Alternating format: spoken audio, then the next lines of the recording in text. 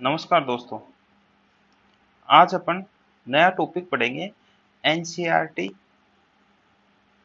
10th का जो Rajasthan history वाली बुक है उसका फर्स्ट लेसन का शाकंभरी के चौहान, जिसमें राजस्थान का इतिहास दिया गया है।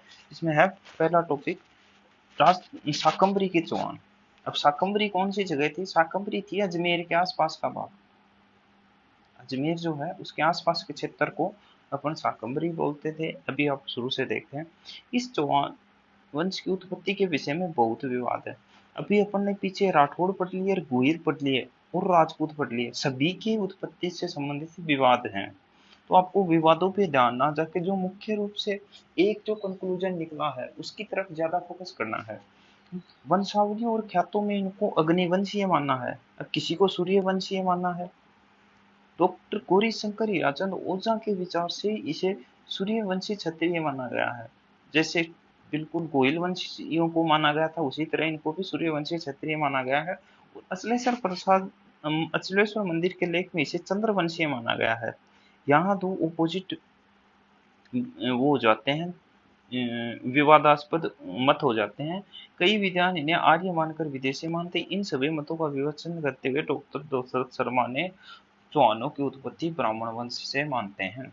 तो अब आप इस पैराग्राफ से एक कंक्लूजन तो निकाल ही नहीं सकते कि मुख्य रूप से चौहान क्या थे। इस तरह आपको कोई भी ऐसा क्वेश्चन नहीं पूछा जाएगा कि चौहानों की उत्पत्ति का सबसे उचित मत कौन सा है, ऐसा कुछ नहीं पूछा जाएगा। बस ये पूछ सकते हैं डॉक्टर दशरथ शर्मा के अनुसार चौहानों की उत्पत्ति कहाँ से मानी गई है, तो ब्राह्मण वंश से मानी गई। गौरीशंकर हीराचंद ओझा सूर्यवंश से मानते हैं। और अचलेश्वर मंदिर जो कि सिरोही में पड़ता है, इसमें इसको चंद्रवंशी बताया गया है। अब अगला जो मत को लेके ही अगली बात है, बिजोलिया शिलालेख जो कि 1170 ईस्वी में लिखा गया था, के अनुसार सांबर झील का प्रवर्तक वासुदेव था और वही इसका आदि पुरुष था। अब जिस तरह से मतलब जोधपुर के राठौड़ों का आदि पुरुष था सिंहा, और जैसे गोहिलों का आदि पुरुष था गुहादित्य, उसी तरह से जो चौहानों का आदि पुरुष था ने वो वासुदेव था। ठीक है। आपको आदि पुरुष वाला कॉन्सेप्ट सुमेलित वाले प्रश्नों में बन सकता है, जिसका समय 551 ईस्वी के लगभग माना जाता है। प्रारंभ में चौहान गुर्जर प्रतिहारों के सामंत थे, परंतु गुवक प्रारंभ में चौहान गुर्जर प्रतिहारों के सामंत थे, परंतु गुवक प्रथम ने गुर्जर प्रतिहारों की अधीनता से चौहानों को मुक्त करवाया। इसी का वंशज सांबर का शासक था जो वत्स गोत्र ब्राह्मण में पैदा हुआ।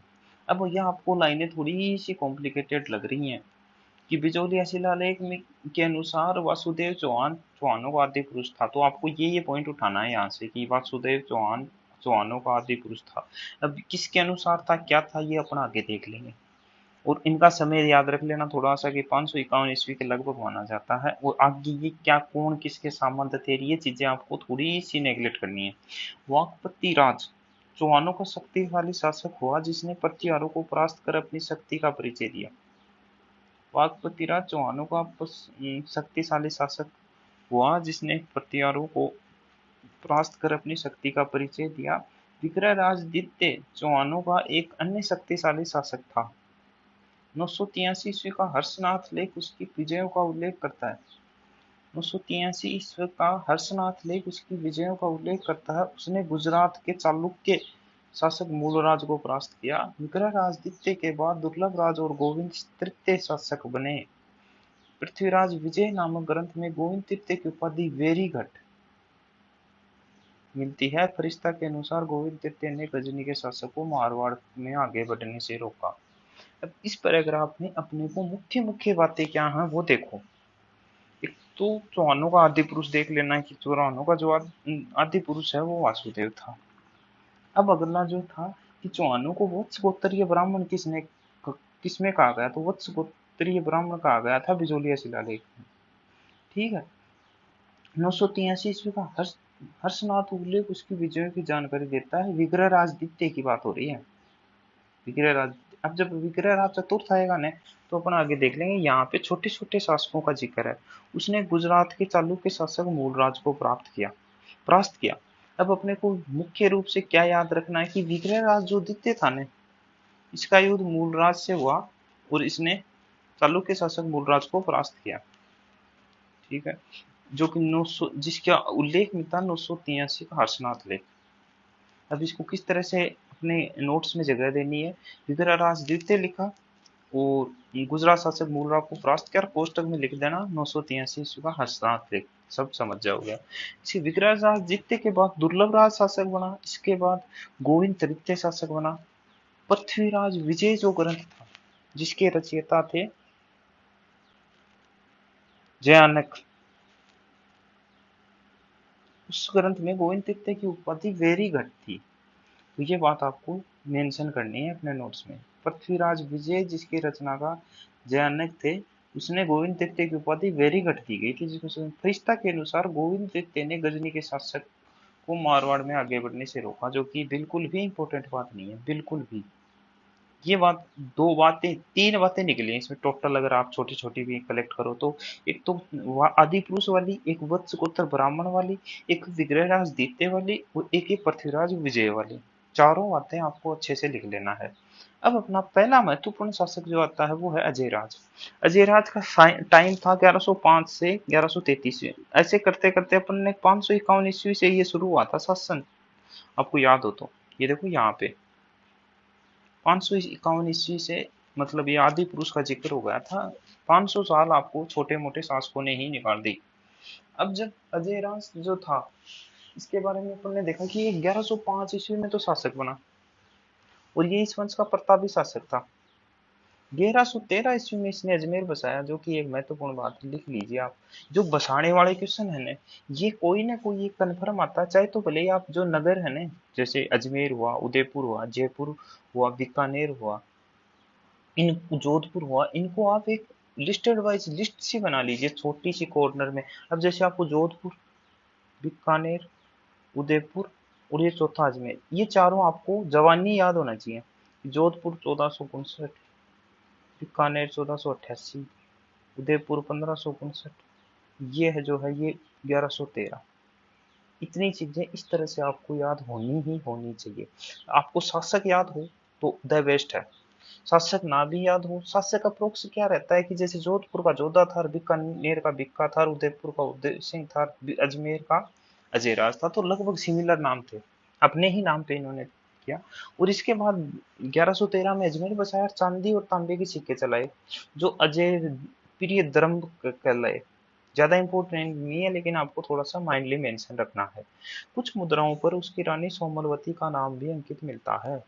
अजयराज शैव मतावलंबी होने के साथ साथ एक धर्म सहिष्णु शासक था। उसने जैन धर्म और वैष्णव धर्मावलंबियों को समान दृष्टि से देखा। उसने नए नगर में जैन धर्मावलंबियों को मंदिर बनाने की अनुमति दी और पार्श्वनाथ के मंदिर के लिए स्वर्ण कलश प्रदान किया। अब आता तो नहीं है ऐसा क्वेश्चन, लेकिन कई कई एग्जामों में क्या होता है कि डेप्थ से उठाते हैं, तो ये आ जाता है कि चौहान शासक जिसने पार्श्वनाथ मंदिर के लिए स्वर्ण कलश प्रदान किया। तो आप वहीं ओत पोत हो जाओगे कि ये ऐसा यारो, ऐसा तो कभी पढ़ा ही नहीं, कौन सी बुक से उठा के दे दिया। बिल्कुल इजी क्वेश्चन है, लेकिन आप वहां पे जाके आप डिस्टर्ब हो जाओगे। तो आपको बिल्कुल भी कुछ भी पढ़ना है इसमें से, आपको बिल्कुल ये सोच के नहीं पढ़ना है कि अपन 10th की बुक पढ़ रहे हैं। आपको कंपटीशन हिसाब से बिल्कुल ये आप ये ले लेना कि ये हाई स्टैंडर्ड बुक है। अगला जो है वो है अर्णोराज। अर्णोराज क्या था कि इसके बाद शासक बना 1133 तक, तो ये था ही 1105 से 1133 से 1155 तक ये शासक बना। आपको याद रखने का सबसे अच्छा तरीका ये है कि 1113 ईस्वी में अजमेर बसाया, तो 1113 में कन्फर्म अजयराज था, उसके आगे पीछे 1105 से 1133 याद रख ला। अब 3355 तक जो था वो था अर्णोराज। अर्णोराज ने तुर्कों और मालव शासकों को परास्त किया, कोई इंपॉर्टेंट नहीं है, मगर गुजरात के शासक कुमारपाल चालुक्य से प्राप्त हुआ। जिसने इसको हराया वो भी इंपॉर्टेंट नहीं था, जिससे ये हरा उसको भी ज्यादा वजन नहीं डालना है। अजमेर में अन्ना सागर झील का निर्माण कराया, जो कि एक इंपॉर्टेंट बात है और लिखनी भी है। और पुष्कर में वराह मंदिर का निर्माण करा, दोनों ही बातें लिख लेना इसके मतलब स्थापत्य में, कि एक तो इसने अन्ना सागर झील बनवाई और एक इसने और राम मंदिर का निर्माण। ऊपर अजय राज में सिर्फ और सिर्फ दो ही बातें लिखनी है, एक तो 1113 में जयमेरू नगर बसाया और एक इसने पार्श्वनाथ मंदिर के लिए स्वर्ण कलश प्रदान किया। अन्नोराज शैव था, कोई विशिष्ट बात नहीं है क्योंकि अजय राज भी शैव था, किंतु उसने अनेक धर्मावलियों के प्रति सहिष्णुता की भावना थी। उसने अजमेर में खतगर खर्तगर्ज के अनुयायियों के लिए भूमि दान दिया। अब वैसे तो ये इम्पोर्टेंट नहीं है, लेकिन ये नाम है ना थोड़ा सा अटपटा है, उस चक्कर में आप इसको थोड़ा सा देख लेना कि खर्तकच के अनुयायियों के लिए मतलब भूमि अनुदान किसने किया, तो ये अर्णोराज था। देवबोध और धर्मघोष उसके समय में प्रकांड विद्वान थे। अब इसको दरबारी विद्वान में डाल दो। ये दरबारी विद्वान देवबोध और धर्मघोष थे और प्रकांड विद्वान थे जिनको उसने सम्मानित किया। वैसे तो चालुक्य के हाथों पराजय से उसे कुछ समान हानि उठानी पड़ी थी, फिर भी गजनियों को परास्त कर उसने मालवा और हरियाणा अभियानों का नेतृत्व कर उसने अपने वंश में प्रभुत्व को नहीं पलटने दिया। कंप्लीट हो गया। अर्णवराज वाली में भी वो ही दो बात याद रखनी है, एक तो ये आना सागर झील वाली और एक ये खरतगज के भूमिदान वाली। दरबारी विद्वानों के देव बौद्ध धर्मघोष याद रहे, अच्छी बात है, ना याद रहे तो भी चलेगा। अगला है विग्रह राज चतुर्थ। विग्रह राज चतुर्थ में क्या है कि इसने तोमरों को पराजित कर दिल्ली पर अधिकार किया। महत्वपूर्ण बात पहले यहीं से शुरू हो जाओगी, तोमरों पर अधिकार, दिल्ली पर सर्वप्रथम अधिकार करने वाला चौहान शासक। ये दिल्ली पर अधिकार करने वाला पहला चौहान शासक था। ऊपर बात मैंने लिखवा दी। इसने गजनी के खुसरो शाह को भी हरास किया। पसंद आया तो नहीं, लेकिन कभी कभी टेस्ट सीरीज में काफी बार रिपीट हो रहा है, तो आप इसको देख लेना। ठीक है। जयानक भट्ट, जो कि ऊपर जानकारी हो गई थी, जयानक भट्ट ने इसे कवि बांधव की उपाधि दी। अब जब यहाँ जयानक भट्ट नाम आया दिया ना, तो अब आपको याद करने का फॉर्मेट समझाता हूँ मैं। जैसे ही जयानक भट्ट नाम याद आए, तो आपको एक तो ये याद आना चाहिए कि इसकी रचना पृथ्वीराज विजय है, जिसका अपन ने ऊपर जिक्र किया। ठीक है, जो कि अपन आगे पढ़ेंगे कि ये पृथ्वीराज तृतीय का दरबारी विद्वान था। दूसरी बात आपको याद ये रखनी है कि इसने गोविंद तृतीय के बारे में, गोविंद जो तृतीय था उसको इसने वैरीगट की उपाधि दी थी। वैरीगट, जो कि एक शत्रु संहारक बोलते हैं, जिसका अर्थ होता है शत्रु संहारक। दूसरी है विग्रह राज चतुर्थ, समझ रहे हो ना, गोविंद विग्रह राज चतुर्थ, इसने इसने कवि बांधव की उपाधि दी, कवि बंधु या कवि बांधव की उपाधि दी। तो ये बात आपको कंप्लीटली याद हो जानी चाहिए। ऐसा नहीं कि जयानक भट्ट पढ़ लिया और यहाँ कवि बांधव की उपाधि पढ़ ली तो पीछे वाली याद ना आए। कन्फर्म पीछे वाली बात, जब आपको कहीं भी पहले नाम आ गया और फिर से नाम आ रहा है तो पीछे वाला रिकॉल होना चाहिए। विग्रह राज ने हरि के लिए और उसके दरबारी जो विद्वान था उसने सोमदेव ने ललित विग्रह राज नाटक की रचना की। ये भी इम्पोर्टेंट है। इस पैराग्राफ में आपको काफी और काफी मतलब एग्जाम ओरिएंटेड क्वेश्चन निकल के आ रहे हैं। अब इसमें देखो, एक तो इसकी अरिगेली तो था, इसका खुद का नाटक, और इसका जो दरबारी था उसका नाम था सोमदेव, और जिसने लिखा ललित विग्रह राज। इस तरह से ही बना लो आप नोट्स, जैसे मैं बना रहा हूँ सेम टू सेम। आपको ज्यादा राइटिंग वाइटिंग का ना ध्यान में रखते हुए आपको अपना एक स्ट्रक्चर फॉलो करना है। हो सके तो आप इसको डॉट पेन से लिखते हुए फिर इसको फेर करिए, एक रफ पेन से लिखो रफ कॉपी में, और फिर इसको फेर वर्क करो ताकि आपका एक रिपीटेशन बने। और आपको जो भी आप राइट डाउन करो उसको याद इस तरीके से करो कि आपको ये भी पता हो कि कॉपी में ये मेंशन कहाँ पे है। समझ रहे हो। अब जैसे अपने जयानक लिखा, जयानक के ऊपर पृथ्वीराज लिखा, पृथ्वीराज के जयानक के आगे फिर दो पार्ट करके अपन ने गोविंद तृतीय विग्रह चतुर्थ लिखा, फिर उनके आगे अपन ने वेरीघट लिखा है, और वेरीघट के जस्ट नीचे अपन ने कवि बंधु लिखा है। इस तरह से जब आपको याद होता है तो ही आप अप्रोप्रिएट तैयारी में से जुड़ पाते हो। अजमेर में इसने एक संस्कृत पाठशाला बनवाई, आगे देखो। अजमेर में, और उसने हरि के लिए नाटक खुदवाया। विग्रह राज चतुर्थ ने अजमेर में एक संस्कृत पाठशाला बनवाई, ये भी अपने आप में इम्पोर्टेंट है। संस्कृत पाठशाला बनवाई और हरि के लिए नाटक की उस पर पंक्तियां लिखवाई। हरि के लिए की नाटक की पंक्तियां एक तो यहाँ पे लिखी हैं, और एक इंग्लैंड के ब्रिस्टल शहर में राजा राममोहन राय की जो समाधि है उस पे भी ये हरि के लिए नाटक की जो पंक्तियां हैं ये लिखी गई हैं। ठीक है, यह जब अपन राजा राममोहन के पास राय के बारे में पढ़ेंगे तो वो आ जाएगा। कुतुबुद्दीन ऐबक ने शत्रुवक्र ढाई दिन का झोपड़ा बनाया। अब ये आपको लिए कॉन्सेप्चुअल हो जाता है कि पहले ये संस्कृत पाठशाला थी, बाद में इसने मतलब विग्रहराज चतुर्थ ने, जिसका नाम विशल देव रासो भी बोलते हैं जिसको, विशल देव भी जिसका उपनाम है, उसने इसको संस्कृत पाठशाला बनवाई। और फिर कुतुबुद्दीन ऐबक ने, जो कि दिल्ली का सुल्तान था, उसने इसको तुर्वाकर ढाई दिन के झोपड़े में परिवर्तित कराया। विग्रहराज ने बिशलपुर बसाकर बिशलपुर झील बनवाई। अब ये बिशलपुर जो है ये टोंक में पड़ता है। विग्रह राजपूत का अन्य नाम बिशलदेव भी था, ठीक है, जो कि यहाँ पे मेंशन नहीं है। इसने बिशलपुर बसाया और क्या नाम है, बिशलपुर झील बनवाई, ठीक है, बिशलपुर बांध बोलते हैं आजकल इसको। विग्रह जो कि जयपुर को पेयजल आपूर्ति करता है। विग्रह राजपूत के मूल्यांकन में डॉक्टर शर्मा लिखते हैं कि उनकी महत्ता निर्विवाद है, क्योंकि एक सेना अध्यक्ष के साथ साथ वह एक अच्छा विजेता, साहित्य व संरक्षक था, अच्छा कवि और सूझबूझ वाला निर्माता था। पृथ्वीराज विजय का लेखक पृथ्वीराज विजय का लेखक नाम याद आते ही आपको जयानक याद आ जाना चाहिए। लेकिन जब विग्रहराज की मृत्यु हो गई तो कवि बांधव की उपाधि निरर्थक हो गई, क्योंकि इस उपाधि के को धारण करने की किसी में क्षमता नहीं थी। कवि बांधव क्यों कहा गया था? क्योंकि इसने कवियों को आश्रय प्रदान किया था।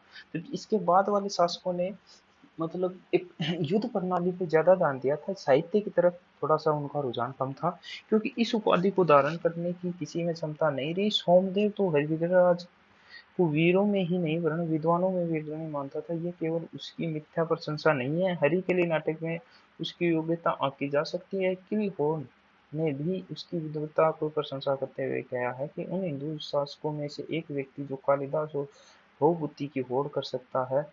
विग्रहराज का समय संपादलक्ष का स्वर्ण काल था।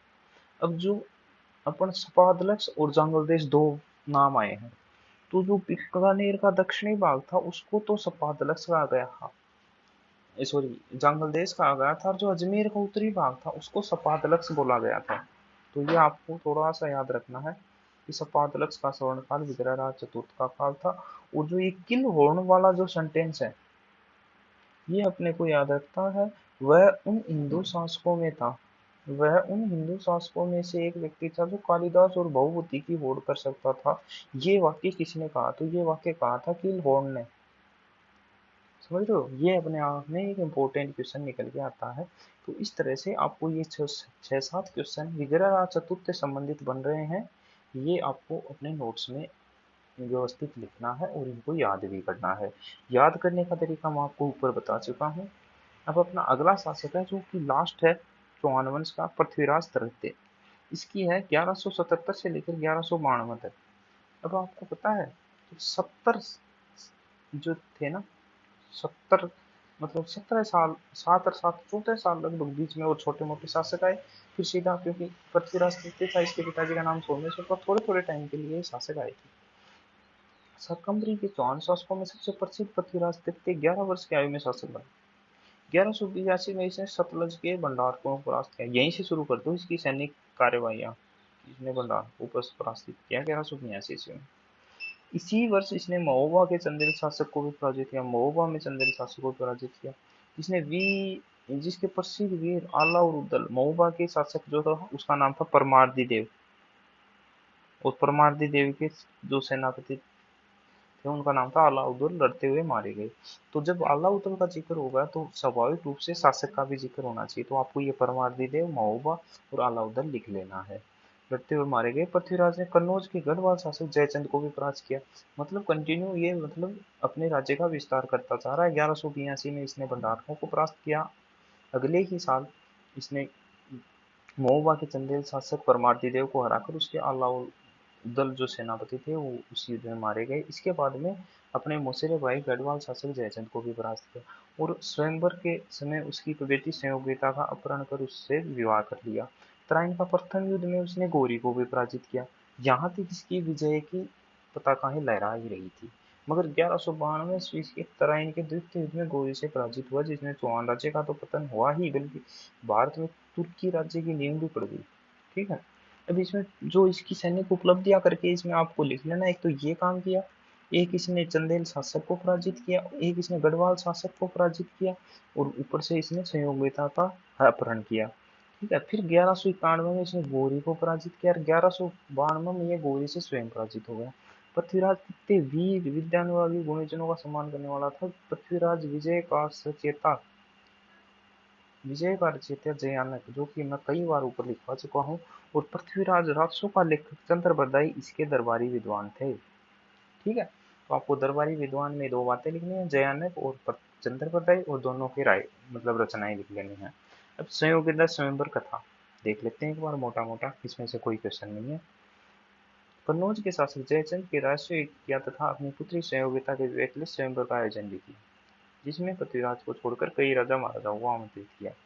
इतना ही नहीं, पृथ्वीराज को अपमानित करने के लिए जयचंद ने स्वयंवर स्थल के बाद द्वारपाल के रूप में पृथ्वीराज की मूर्ति रख दी। संयोगिता एवं पृथ्वीराज एक दूसरे को मन से चाहते थे, अतः संयोगिता वरमाला लेकर एक राजा महाराजा को देखते हुए आगे बढ़ती जा रही थी। पृथ्वीराज को न पाकर वह मन ही मन बड़ी दुखी हुई, किंतु जब उसे दरवाजे तक पहुंची तो उसने द्वारपाल के रूप में अपने प्रेमी की मूर्ति नजर आई। उसने माला उस मूर्ति के गले में डाल दी। उस समय तक पृथ्वीराज भी वहां पहुंच चुका था। उसने संयोगिता को वहां से अपने साथ लेकर अजमेर की ओर प्रस्थान किया और चौहान सैनिकों से गढ़वालों को उसका पीछा करने से रोका। अजमेर पहुंचकर संयोगिता ने विवाह कर लिया, पर इस घटना से जयचंद व पृथ्वीराज के बीच में शत्रुता बढ़ गई। इस कहानी में कोई भी सेंसलेस बात है, कोई भी क्वेश्चन एग्जाम ओरिएंटेड नहीं है। अब ये जो संयोगिता की कथा की ऐतिहासिकता है वो कितने प्रमाणित है वो देख लेते हैं। इस कथा की सत्यता एवं ऐतिहासिकता के संबंध में इतिहासकार एक मत नहीं है। गौरी शंकर हीराचंद ओझा ने इसे कठोर कल्पना मानते हुए कहा है कि प्रबंध कोश रचनाओं के नाम है। प्रबंध कोश, हमीर महाकाव्य, पृथ्वीराज प्रबंध और प्रबंध चिंतामणि जैसे समकालीन ग्रंथों में इस घटना का कोई जिक्र नहीं है। वहीं रोमिला थापर एवं डॉक्टर आर.एस. त्रिपाठी ने भी इसे सही नहीं माना है। समकालीन फारसी तवारीखों में इस घटना का कोई वर्णन नहीं मिलता है, किंतु अबुल फजल ने इसका वर्णन अवश्य किया है। डॉक्टर दशरथ शर्मा ने बताया है कि हमीर काव्य तथा रंभामंजरी में ढेर सारी गलतियां हैं तथा इनमें वर्णन न मिलने से सारी घटना को काल्पनिक मान लिया जाए, यह उचित नहीं है। उन्होंने घटना की सत्यता को स्वीकार करते हुए कहा कि प्रेम जीवन का एक अंग है और वह सत्य एवं उपस्थित है, अतः यह घटना घटी हो तो कोई आश्चर्य नहीं है। सी.वी. वैद्य और गोपीनाथ शर्मा ने भी इसे स्वीकार किया है। इस प्रकार संयोगिता अपहरण की घटना कोई संदेह नहीं कर सकता। रह जाता सदियों से चली आ रही इस कथा के समय में उतार चढ़ाव या अतिशयोक्तिपूर्ण वर्णनों का आना स्वाभाविक है, किंतु इससे इस घटना की सत्यता पर शंका करना उचित नहीं है। अब आपको एक तो ये याद रखने हैं कि प्रबंध कोश, रणवीर महाकाव्य, पृथ्वीराज प्रबंध, प्रबंध चिंतामणि, ये जो चारों ही रचनाएं है ना, बताने को मैं इनके राइटर अभी भी बता दूं, लेकिन आपको याद रखने के लिए एक मैंने पीछे करमचंद वंशोट कीर्तन जो नाम लिया था वो चार ही है, पांचों की रचनाएं। जब मैं आपको साहित्य पढ़ाऊंगा तब मैं आपको इसके बारे में इनका विश्लेषण करूंगा। इस तरह अपना पृथ्वीराज तृतीय भी कंप्लीट होता है। पृथ्वीराज तृतीय में एक दो बातें मोटी मोटी थी नोट्स में जगह देने के लिए, वो लिखते हुए आपको वो नोट्स कंप्लीट करने हैं। आज की कक्षा में इतना ही, धन्यवाद। कल पढ़ेंगे अपन रणथंभौर का चौहान वंश। Thank you.